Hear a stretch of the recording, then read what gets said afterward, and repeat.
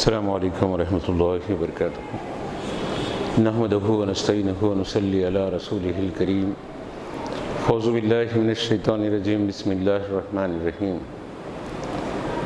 ان ربک لبالمرصاد صدق اللہ العظیم وصدق نحن ذلک من الشاہدین والشاکرین والحمد للہ رب العالمین۔ سورہ فجر کی بہت ہی مختصر آیت کریمہ کی تلاوت کا شرف حاصل ہوا، جس کا سیدھا سا مفہوم یہ ہے کہ بے شک تیرا رب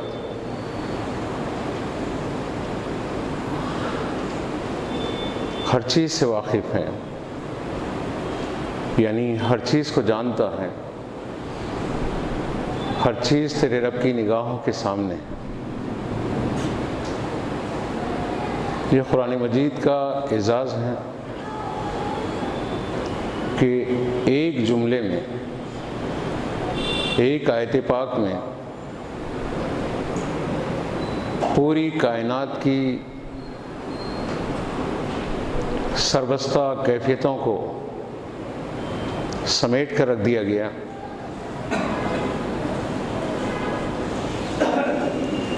ان ربک لبالمرصاد، کتنی چھوٹی سی بات ہے۔ تیرا رب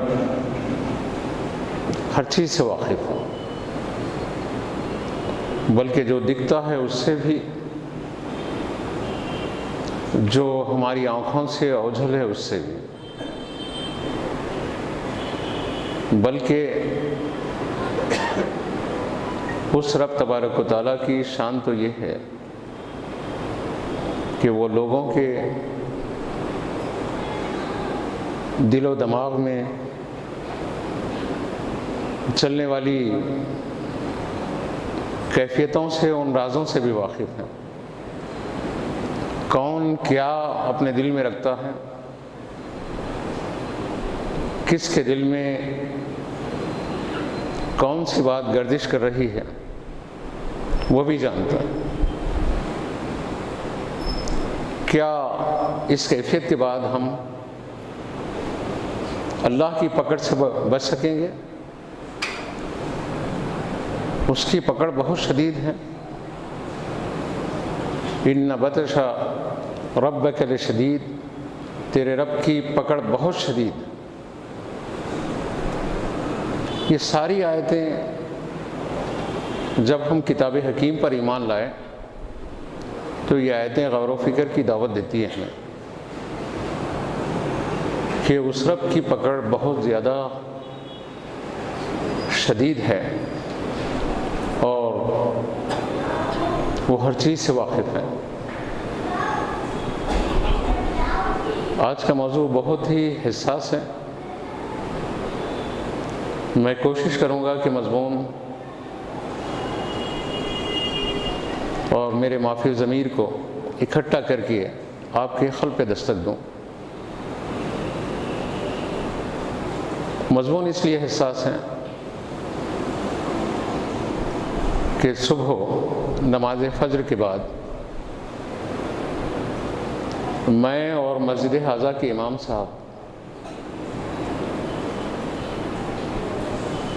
کو دعوت دی گئی تھی روزنامہ سیاست کی جانب سے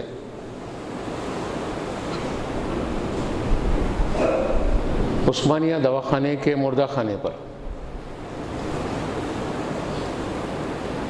وہ دعوت یہ تھی کہ 10 میتیں ہیں اور ان کی نماز جنازہ ہیں، لاوارث میتیں، اور ان 10 میتوں کی نماز جنازہ کے لیے ہم وہاں پہنچے۔ یہ ریاکاری کے لیے نہیں، وقتاً فوقتاً مسجد حاضہ کے امام صاحب یا یہ کم ترین اس خدمت کے لیے مارچری روم پہ جاتے ہیں ہم لوگ. ہمیں ایک دن پہلے فون آتا ہے کہ نماز جنازہ، اور تصور کی آنکھ سے دیکھیں آپ، 10 میتیں ہیں، اور بسا اوقات ایسا بھی ہوا ہے، امام صاحب گواہ ہیں اس بات کے، یہ امامت کرتے سید زاہد حسین صاحب جو گزشتہ جمعہ آپ کے پاس کسی مسجد کے تعاون کے لیے آئے تھے.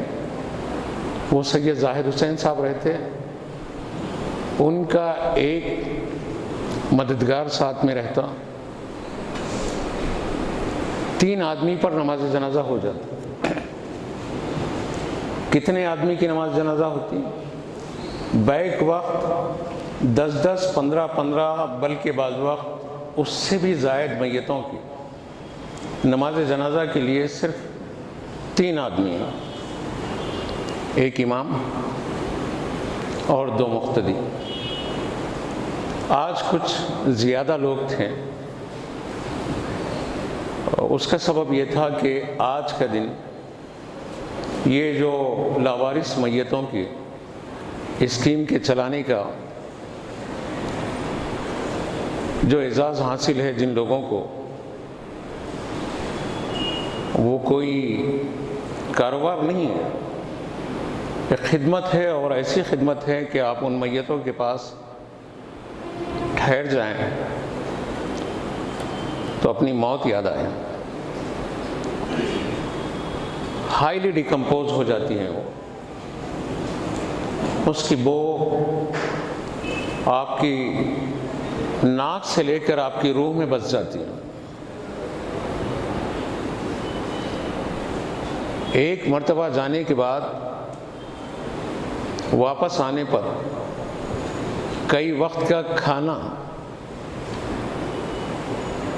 حلق سے نیچے نہیں اترتا ہے اس بو کے تصور سے. آپ اندازہ لگائیں یہ کیسا منظر ہے. اتنا بڑا شہر ہے، اس شہر میں کوئی لاوارث مر رہا ہے. لاوارث کا مطلب یہ ہے کہ اس کا کوئی پرسانی حال نہیں ہے. شاید بیٹے ہوں گے، لیکن معلوم نہیں ہے بیٹوں کو کہ باپ مر گیا ہے، کہیں فٹ پاتھ پر مر گیا ہے. بیٹے ہوں گے لیکن بیٹوں کو معلوم نہیں ہے کہ ماں مر گئی ہے، کہیں فٹ پاتھ پہ مر گئی ہے.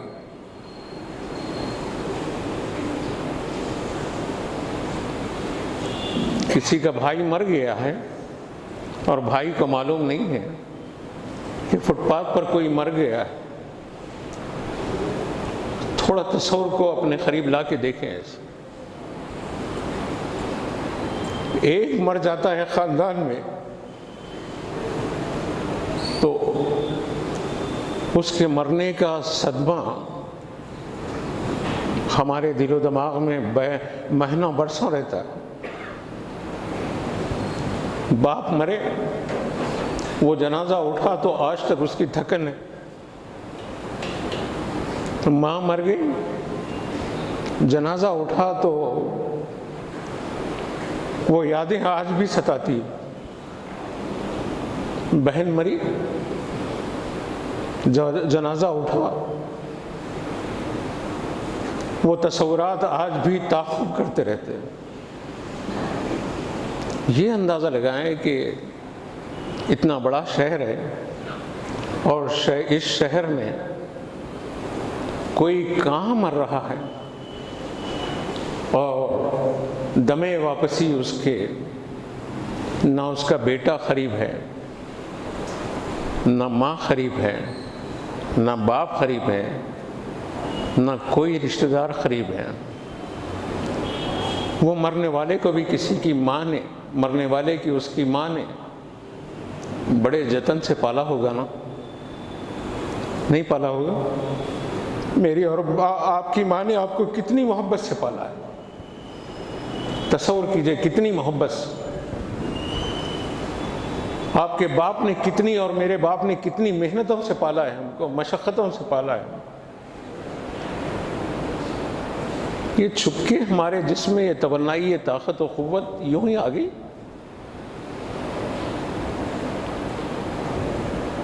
ربی ارحمھا کما ربیانی صغیرا،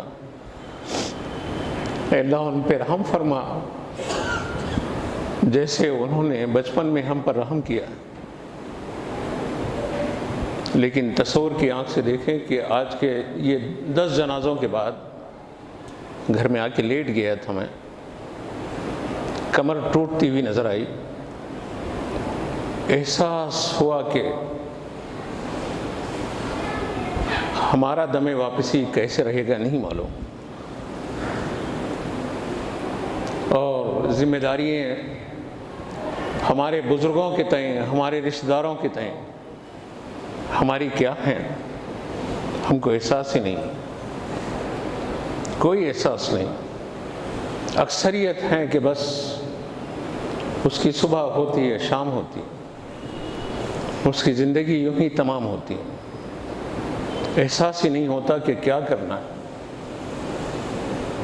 میرے سامنے دنیا عرب کا مشہور عالم مصطفیٰ کمال کی کتاب کا اردو ترجمہ ہے، وہ حقوق الوالدین، حقوق نے حقوق عین سے، کہ والدین کے ساتھ جو لاپرواہی کا سلوک کرتے ہیں ان پر اس نے بڑے کمال کے مضامین لکھے۔ دوستو، والدین ایک بہت بڑی نعمت ہے، بہت بڑی نعمت ہے، بہت بڑی نعمت۔ جن کے والدین ہیں وہ بہت زیادہ دولت مند ہے، خوش نصیب ہے۔ جن کے والدین نہیں ہیں ان کی آواز سننے کے لیے اب کان ترس رہے ہیں۔ ان سے پوچھو کہ ان کے والدین کی آواز سننے کے لیے ان کے کانوں جو خصوصیت ہے وہ ان سے چھین لی گئی۔ ان کا چلنا پھرنا، اٹھنا بیٹھنا آنکھوں کی امانت رہ گیا ہے بس، اور وہ اب ہمارے درمیان سے چلے گئے۔ وہ مٹی کے سمندر میں ہیں، اپنی نیند کی چادر آخری بچھا کر سو چکے ہیں، لیکن اولاد ہے کہ بے حسی کا سفر کر رہی ہے۔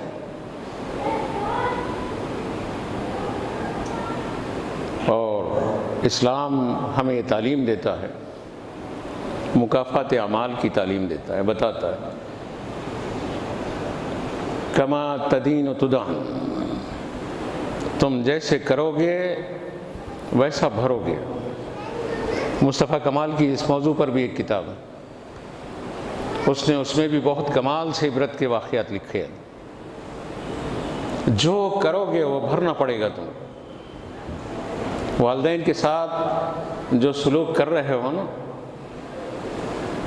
یہ جو لاوارث لاشیں آ رہی ہیں،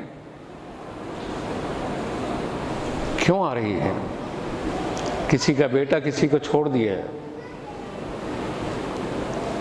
کسی کا شوہر کسی کے حقوق ادا نہیں کر کے چھوڑ دیے، بھائی ہونے کے باوجود بھی وہ، رشتہ دار ہونے کے باوجود بھی وہ، دوست احباب ہونے کے باوجود بھی وہ،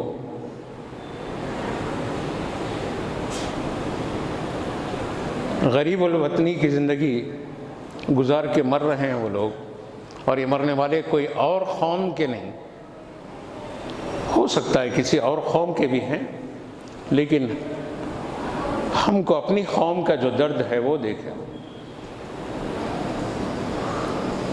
تو عرض کر رہا تھا کہ مصطفیٰ کمال نے اپنے مختلف عربی مضامین میں عبرت و بصیرت کے ہزاروں پہلو کو اکٹھا کیا۔ اس نے ایک واقعہ لکھا، جدہ کے سمندر کے کنارے ایک ضعیف خاتون کچھ چادر بچھا کے بیٹھی ہوئی، وقت پہ عبادت کرتی ہے۔ ایک خاندان اس خاتون کی اس کیفیت کا نقشہ کھینچ رہا ہے، جو مصطفیٰ کمال نے اس کو اپنی کتاب میں درج کیا کہ تفریح کے لیے آئے ہوئے لوگوں کے درمیان ایک کنارے ایک خاتون بیٹھی ہوئی ہے۔ نماز کے وقت میں وہ اللہ کے سامنے سر بسجود ہوتی ہے اور پھر وہ دائیں بائیں دیکھتی رہتی ہے۔ دن گزرتا گیا، مغرب سے عشاء کا وقت آیا۔ عشاء کے بعد نصف شب کے قریب میں لوگ اپنے تفریح کے سامان سمیٹ کر اپنی گاڑیوں میں رکھ کر اپنے بچوں کے ساتھ اپنے گھروں کی طرف رواں دواں ہیں، اور ایک خاندان کا ایک حساس شخص اس خاتون کو دیکھ رہا ہے دن بھر۔ اس کے پاس چائے کا ایک تھرماس ہے، اس سے وقفے وقفے سے نکال کے وہ چائے پیتی، پھر انتظار کرتے رہتی۔ جب رات کے سناٹے قریب ہونے لگے، سمندر کی سیر و تفریح لوگوں کی ختم ہونے لگی، اور جب یہ لوگ بھی وہاں سے نکلنے کے واسطے اپنا سامان باندھ لیے، تو یہ آخری نکلنے والا گروہ اور اس میں سے ایک شخص اس خاتون کے پاس آیا، آ کے بولا کہ اماں کہاں رہتی ہیں؟ میں آپ کو چھوڑ دوں کیا؟ اس نے کہا کہ نہیں، میرا بیٹا آنے والا ہے، میں بیٹے کے انتظار میں ہوں۔ مصطفیٰ کمال لکھتا ہے کہ اس عورت سے پوچھا گیا کہ اماں تیرا بیٹا کب چھوڑ کے گیا تجھے یہاں پر؟ اکیلی ہے تو اس نے کہا کہ ہاں صبح چھوڑ کر گیا ہے، یہ گھر میں کہہ کے گیا ہے، گھر سے یہ کہہ کے لے آیا ہے، چلو اماں گھر میں تم تھک گئی ہے نا، تھوڑی دیر باہر تفریح کر کے آئیں گے، میں بیٹے کے ساتھ آئی ہوں اور بیٹے کے ساتھ جانا چاہتی ہوں۔ اس پوچھنے والے نے پوچھا کہ اماں رات کا 1 بج رہا ہے اور ساحل سمندر سے سب لوگ اپنے گھروں کی طرف جا رہے ہیں، تو اکیلی کب تک اپنے بیٹے کا انتظار کرے گی؟ تو اس نے کہا کہ نہیں، وہ آنے والا ہے۔ اچھا ایک بات سنو، اس نے جاتے جاتے ایک رخا مجھے دے گیا تھا کہ آنے میں دیر ہو گئی تو کسی کو بتا دینا پتا۔ وہ نوجوان جو اس بوڑھی ماں کے پاس قریب آ کے، اجنبی نوجوان، اس سے انتہائی بے چینی سے وہ رخا لیا ہاتھ میں، تو اس پہ لکھا ہوا تھا برائے مہربانی اس بوڑھیا کو اولڈ ہوم تک پہنچا دے، اولڈ ایج ہوم تک اس کو پہنچا دے۔ وہ شخص اس رخے کو لیا، پڑھنے لگا اور اس پہ کپی تاری ہوئی۔ جب وہ رونے لگا تو اس کے افراد خاندان قریب آ کے پوچھے کہ کیا ہوا؟ تو اس نے ساری داستان سنائی کہ کسی بدبخت بیٹے نے اپنی ماں کو بوجھ سمجھ کر سمندر کے کنارے چھوڑ دیے۔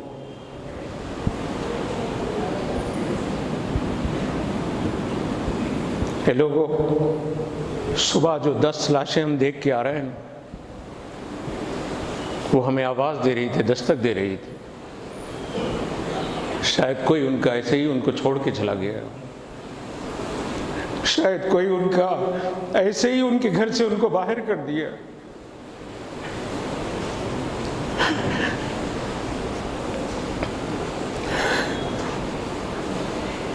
دس لاشیں ہیں اور 10 آنسو نکلنے والے نہیں آنکھ سے۔ کون کر رہا ہے یہ؟ بہت اچھا دکھ رہا ہے، آ رہے کھا رہے پی رہے مست، لیکن ان لوگوں کی کبھی فکر ہے جن کا کوئی پرسہ نحال نہیں ہے، کوئی پرسہ نحال نہیں ہے۔ یہ لوگوں، یہ جسم کی جو خوبصورتی اور یہ جوانی ہے نا، یہ ماں باپ کے خرچ کے بوجھ ہے، بوجھ تلے ہم مقروض ہیں اپنے ماں باپ کے احسانات۔ رات کے سناٹوں میں ہم نے کتنا ماں باپ کی نیند کو خراب کیا ہوگا، کبھی اندازہ ہے؟ جب چھوٹے تھے اور روتے تھے تو ماں نیند کو قربان کر کے ہم کو سلانا چاہتی تھی، اور آج ہم کیا کرتے ہیں؟ رلانا چاہتے ہیں، پل پل رلانا چاہتے ہیں۔ تکلیف دینا ہماری نوجوان نسل کی ایک عادت بن گئی۔ حافظ صاحب بتا رہے تھے، مسجد حاضہ کے امام، شہر کے ایک اولڈ ایج ہوم میں ایک خاتون ہے، انتہائی پارسائی پاکیزگی حجاب اور پردے میں رہتی ہے۔ اس خاتون سے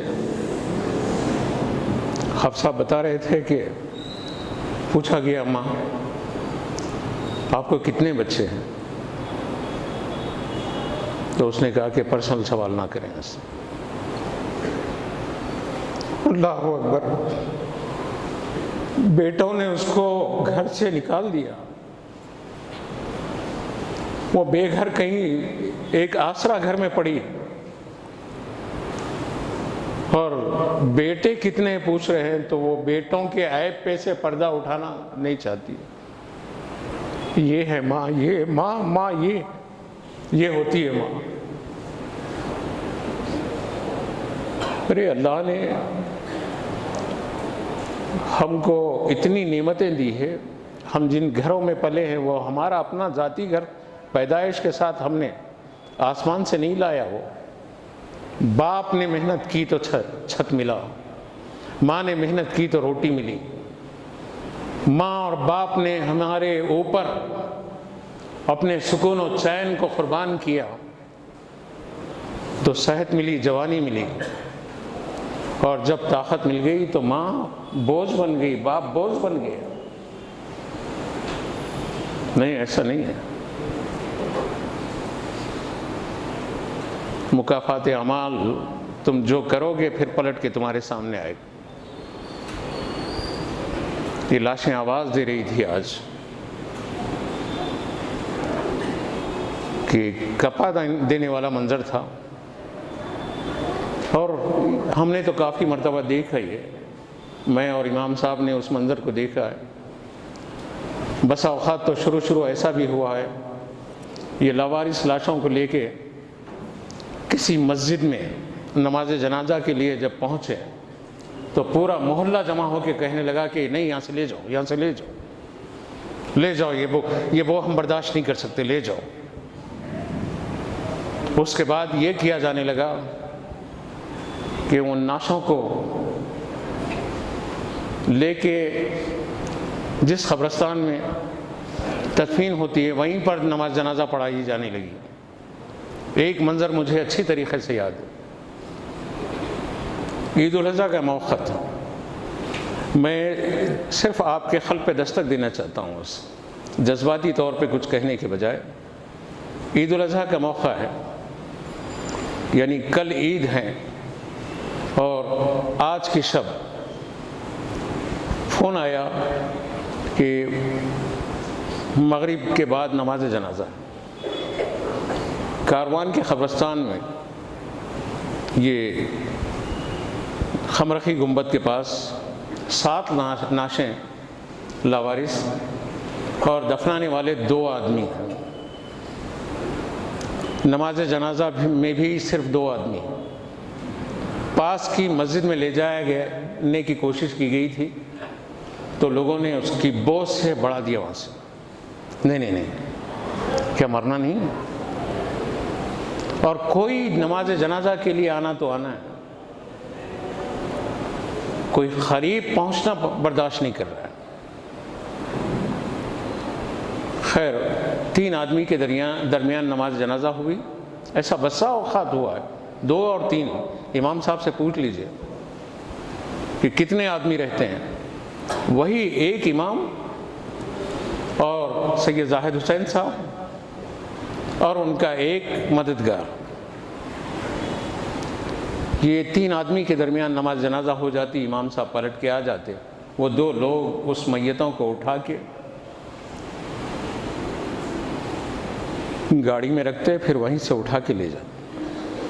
ایک وقت تو ایسا تھا ان میتوں کی کیفیت کا کہ کفن پورا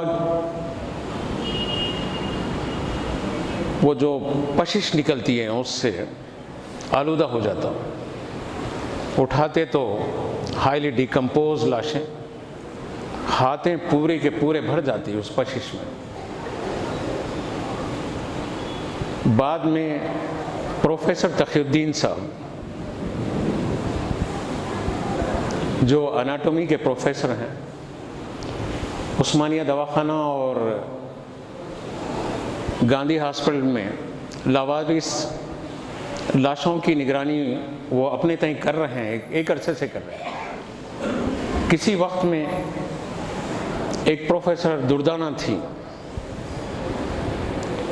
اس کو بھی دیکھا کہ وہ بھی بہت ان معاملات میں پیش رہتی تھیں، وہ کہاں ہیں نہیں معلوم۔ تو پروفیسر تقی الدین نے بعد میں کیا یہ ڈیکمپوز لاشیں اور اس کو دفنانا یا اس کو اس طریقے سے کرنے میں تکلیف ہوتی ہے، تو ایسا کریں غسل کے بعد 1 مرتبہ پانی بہا دیا جاتا ہے، شرعی طور پہ غسل ہو جاتا ہے۔ غسل کے بعد ان نعشوں کو پلاسٹک میں لپیٹ دیا، ایک پتلا سا پلاسٹک لے کے اس پہ سے لپیٹ دیا جاتا ہے، پھر کفن پہنا دیا تاکہ وہ نعشوں کی آلائش کفن کو آلودہ کر کے دیکھنے والوں کو متاثر نہ کرے یا ماحول کو خراب نہ کرے۔ موت کو دیکھو کتنا قریب سے دیکھو کہ کیا کس طریقے سے ہوتی ہے، اور اپنے بزرگوں کی بڑوں کی قدر کرو۔ وہ کسی کے بزرگ ہوں گے، بڑے ہوں گے، بلکہ بسا اوقات تو یہ بھی دیکھنے میں آیا ہے کم سن بچوں کی نعشیں آ جاتی ہیں، آتی ہے نا امام صاحب، چھوٹے بچوں کی نعشیں آ جاتی ہیں۔ بعض وقت تو ایسا بھی ہوتا ہے کہ میں نام نہیں لینا چاہتا کہ قانونی پابندی ہے، اگر لو تو کسی کے گھر کی عزت اور پگڑی اچھالنے کا الزام آئے گا۔ شہر کے ایک مشہور گھرانے کی نعش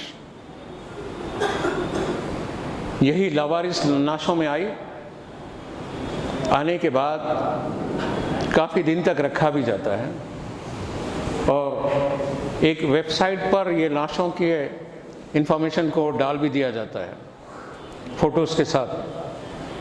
اب جو لوگ آگے جو لوگ نہیں آئے،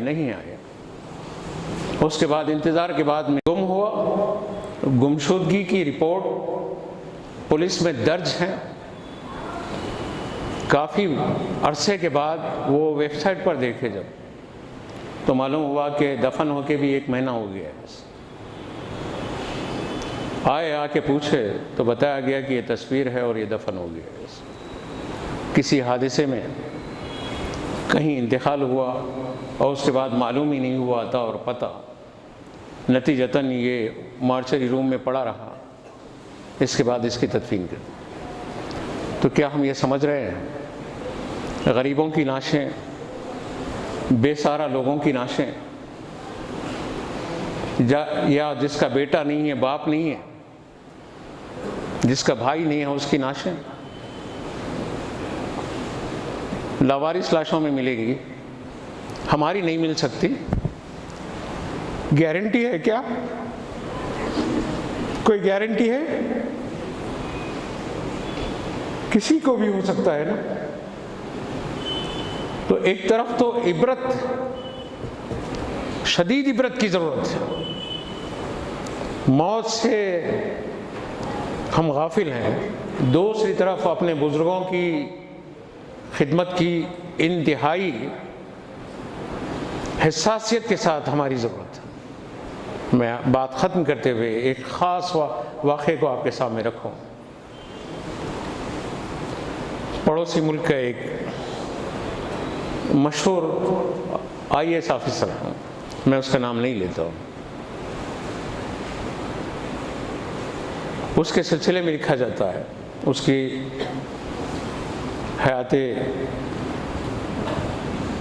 حیات اور خدمات کے سلسلے میں لکھا گیا۔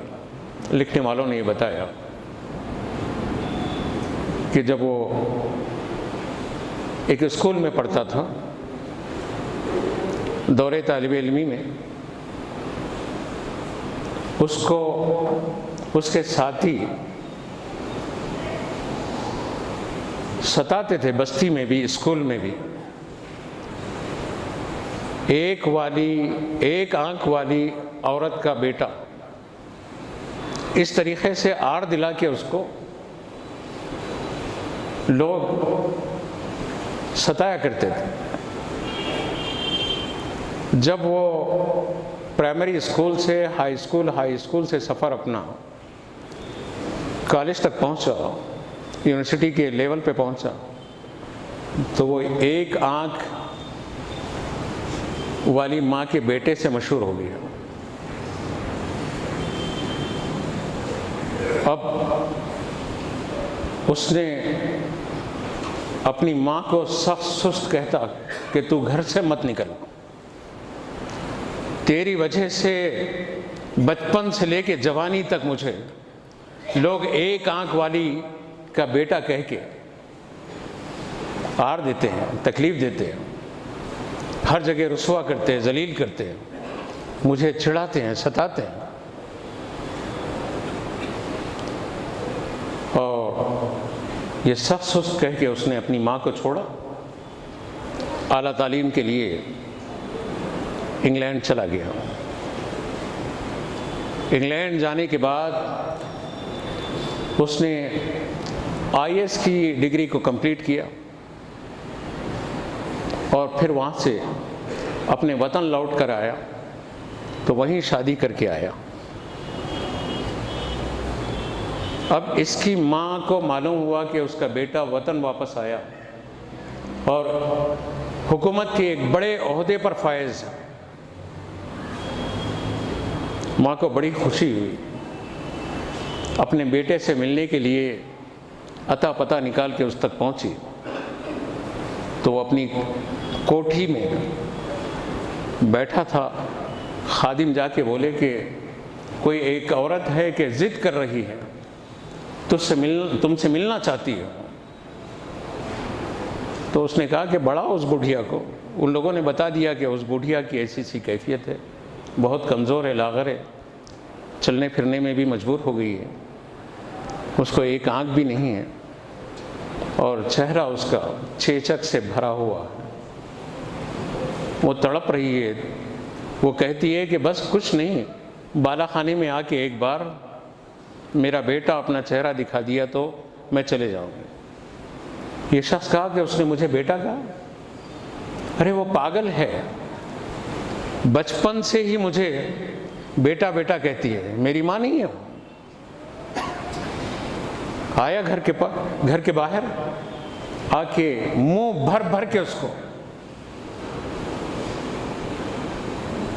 گندی گندی باتیں کی اور کہا کہ چل یہاں سے نکل، پاگل کہیں کی، میری ماں کیوں ہوتی ہے تو؟ کیا تعلق میرے سے؟ میرا بچپن، جوانی اور اس عمر میں یہ عزت کو مٹی میں ملانا چاہتی ہے، نکل یہاں سے۔ وہ بولی ٹھیک ہے بیٹا، میری خواہش تھی کہ مرنے سے پہلے میں تجھے دیکھ لوں۔ اللہ نے وہ خواہش پوری کی۔ اب اس کے بعد کہا جاتا ہے کہ وہ اپنے گھر واپس آ گئی۔ چند دنوں کے بعد جس پرائمری اسکول میں یہ صاحب بہادر پڑھتے تھے، اس کی 7 سالہ تقریب تھی۔ اس تقریب میں ان کو چیف گیسٹ کی حیثیت سے بلایا گیا کہ ہمارے اسکول کا، پرائمری اسکول کا یہ اسٹوڈنٹ حکومت کے ایک بڑے عہدے پر ہے، اس کو سمان دینے کے لیے جب بلایا گیا تو یہ بڑھیا کو معلوم ہوا کہ اس کے بیٹے کو اس کی بستی میں عزت سے نوازا جا رہا ہے۔ بڑی خوش ہوئی اور لوگوں کے سامنے کہتی تھی کہ میرا بیٹا آ رہا ہے، یہ بستی میں جو اسکول میں آنے والا ہے وہ میرا بیٹا ہے۔ اس کے بعد ہوا یہ کہ وہ دن آیا، صاحب بہادر اس اسکول میں اپنی عزت کی تاج سر پہ رکھنے کے لیے برجمان ہوئے۔ لوگوں نے خوب ہاتھوں لیا، عزت دی۔ اس کے بعد دل پہ ایک احساس ہوا کہ اسی بستی میں میری ماں اور میرا باپ رہتا تھا۔ میری ماں برتن دھو کر، لوگوں کے کپڑے دھو کر مجھے پڑھائی تھی۔ چلو مل تو لیں گے چپکے سے۔ وہ کہا کہ وہ مجھے ماں ماں بیٹا بیٹا کہنے والی بوڑھیا کا گھر کا، میں بچپن میں اسی بستی میں اور فلاں کے گھر کے پاس رہتا تھا۔ لوگوں نے کہا کہ ہاں ہاں چلو لے جا کے بتائیں گے۔ بڑی عزت سے وہاں پر پہنچے۔ پہنچنے کے بعد بتایا گیا کہ یہی گھر ہے اس خاتون کا، کل ہی انتقال ہوا اس کا، اور اس نے مرنے سے پہلے ایک خط لکھا ہے کہ میرا بیٹا اسکول میں آئے گا جب، تو یہ خط میرے بیٹے کے حوالے کر دینا ہے اسے۔ پڑوسیوں نے جب اس کا خط اس کے بیٹے کو دیا، بیٹا لے کے اپنے وطن پہنچا، اپنے گھر پہنچا۔ پہنچ کے چپکے سے خط کھولا تو خط میں لکھا تھا کہ بیٹا تیرے لیے بڑی محنت کی تھی، لوگوں کے جھوٹے برتن دھوئی تھی، کپڑے دھوئے تھے، تندرستی کے عالم میں تجھے پڑھایا تھا، پالا تھا۔ تجھے خاص مقام پہ دیکھ کے بہت خوشی ہوئی بیٹا، لیکن ایک راز میں تیرے سامنے بتانا چاہتی ہوں۔ میری چند سانسیں ہیں، اگر تو مل گیا تو ٹھیک ہے، نہیں ملتا ہے تو یہ راز کو اب میں تیرے سامنے فاش کر رہی ہوں۔ لوگ جو مجھے ایک آنکھ والی کہتے تھے نا، اس کا پس منظر کیا ہے؟ اس کا پس منظر یہ ہے کہ تو جوانی کی منزلوں میں داخل ہونے سے پہلے جب ابھی پورے پختہ شعور میں نہیں آیا تھا، تیری ایک آنکھ فلاں حادثے میں ضائع ہوئی تھی، اور اس وقت میں نے اپنی آنکھ کا عطیہ دے کر تجھے یہ آنکھ دی ہے جو تیرے چہرے پر ہے، اور ساری زندگی میں گالیاں سنتی رہی ایک آنکھ والی کے نام سے، لیکن بیٹا میں تو دنیا سے جا رہی ہوں، لیکن میری ایک آنکھ تیرے ساتھ۔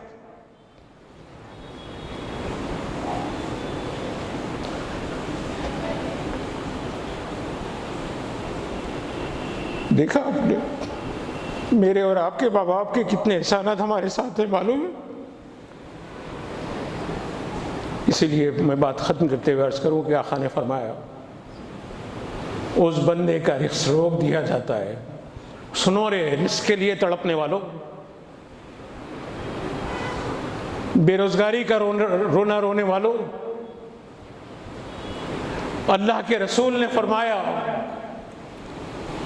اس شخص کا رزق روک دیا جاتا ہے جو اپنے ماں باپ کے حق میں دعا نہیں کرتے۔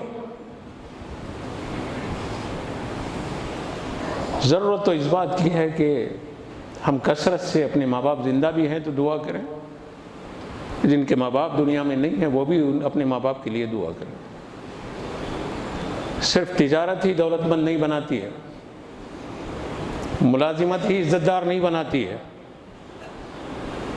ماں باپ کی دعائیں چاہے وہ مشرک ہی کیوں نہ ہو، چاہے وہ اللہ کا نافرمان ہی کیوں نہ ہو، لیکن اگر ماں باپ کا فرما بردار ہیں تو دنیا میں اس کا رزق کشادہ کر دیا جاتا ہے۔ اور ماں باپ کا نافرمان چاہے وہ سجدے کر کر کے پیشانی رگڑ رگڑ کے ناک گھس گھس کے اللہ کو منا لے، نہیں، اللہ کی رضا ماں باپ کی رضا کے ساتھ ہے۔ وآخر دعوانا الحمدللہ رب العالمین۔ وقت بڑھ رہا ہے، مجھے شرمندگی ہے، بعض گوشوں سے پھر آوازیں اٹھنے کے امکانات ہے، لیکن مجبوری یہ ہے کہ مضمون ایک حساس رہتا ہے۔ 2-4 منٹ آپ کے ہوٹل میں گزر سکتے ہیں، بازار میں گزر سکتے ہیں، میں آپ سے کچھ تو نہیں مانگتا نا، ایک وقت کی بھیک مانگتا ہوں، اور یہ وقت کبھی آگے پیچھے ہو جائے تو آپ عطا کر دیں۔ اے اللہ ان محفلوں کو ہمارے لیے، ہمارے